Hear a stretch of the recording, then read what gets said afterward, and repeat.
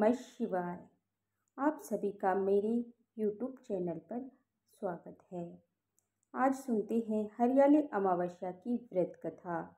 कथा प्रारंभ करने से पहले आप सभी से अनुरोध है कि वीडियो को लाइक करके कमेंट बॉक्स में जय भोलेनाथ जरूर लिखिएगा। भगवान भोलेनाथ आप सभी की मनोकामनाएं पूरी करें।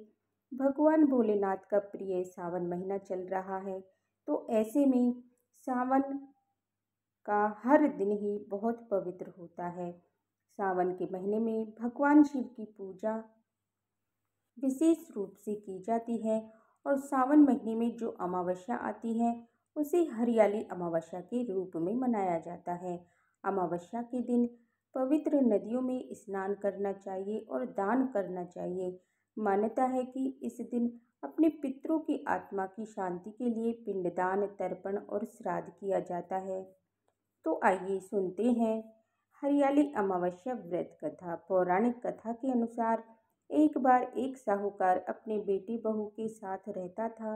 एक दिन साहूकार की बहू ने मिठाई चुरा कर खा ली और कह दिया कि चूहों ने सारी मिठाई खा ली है। ये सुनकर चूहों को बहुत क्रोध आया और उन्होंने मन में प्रतिज्ञा कर ली कि एक दिन वो साहूकार की बहू को अवश्य मजा चखाएंगे।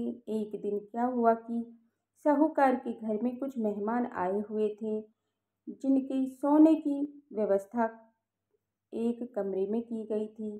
चूहों ने साहूकार की बहू के कपड़े मेहमानों के पलंग पर रख दिए और जब सुबह नौकर कमरे को साफ करने आए तो उन्होंने बहू के कपड़े वहां पर देखकर आपस में कानाफूसी कर दी और जल्दी ही इस बात की खबर साहूकार का भी हो गई और उसने अपनी बहू को चरित्रहीन समझकर घर से बाहर निकाल दिया।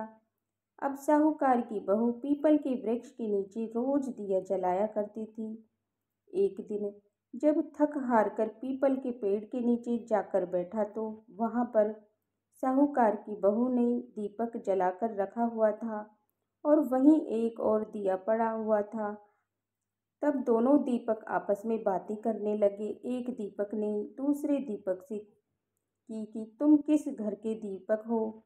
मैं इस नगरी के साहूकार के घर का दिया हूँ और साहूकार की बहू रोज मुझे पीपल के नीचे रख जाती है। इसके बाद दूसरे दीपक को बताने लगा कि साहूकार की बहू को मिठाई खाने का बहुत शौक था और एक दिन उसने मिठाई खाने के बाद ये कह दिया कि चूहों ने मिठाई खा ली है।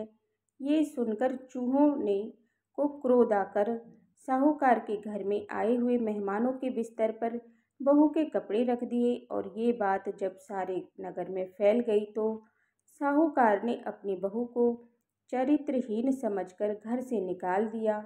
जबकि साहूकार की बहू तो एक बहुत ही भली औरत थी। पूजा करके प्रसाद भी सब में बांटा करती थी। घर से निकलने के बाद भी वो पीपल के पेड़ की पूजा करती है। पहले जहाँ वो हरियाली की अमावस्या पर सवा सेर प्रसाद चढ़ाती थी, अब सवा पाव का प्रसाद चढ़ा पाती है। ये बात कहने के बाद ही दीपक ने कहा कि अब वो चाहे ससुराल में रहे या अपने मायके में रहे, सब जगह उसको पीपल के पेड़ का आशीर्वाद प्राप्त होगा। ये बात सुनने के बाद साहूकार ने घर आकर अपनी पत्नी को सारी बात बता दी और इसके बाद दोनों पति पत्नी अपनी बहू को मान सम्मान के साथ अपने घर ले आए और अपने व्यवहार के लिए भी क्षमा मांगी। अगले साल हरियाली अमावस्या आने पर साहूकार और साहूकार के सारे परिवार ने सवा सेर प्रसाद चढ़ाया और साहूकार ने प्रसाद को सारे नगर में बंटवाया और सभी ने प्रार्थना भी की कि हे हरियाली अमावस्या के दिन अपनी इच्छा अनुसार पूजा पाठ करने की साथ साथ श्रद्धा अनुसार कुछ दान भी किया करें। और तब साहूकार की बात मानकर सभी नगरवासियों ने हरियाली अमावस्या की पूजा की और उपवास रखकर श्रद्धानुसार दान दक्षिणा भी की।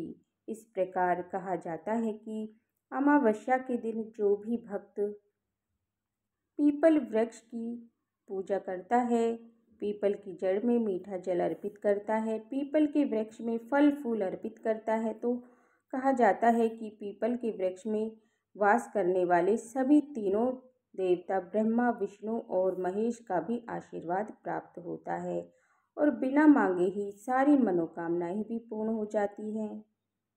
ये थी आज की वीडियो। उम्मीद करती हूँ आज की ये वीडियो आपको पसंद आई होगी। अगर वीडियो आपको अच्छी लगी हो तो मेरे चैनल को लाइक करना मत भूलिएगा और चैनल को सब्सक्राइब करना मत भूलिएगा और कमेंट बॉक्स में हर हर महादेव अवश्य लिखिएगा।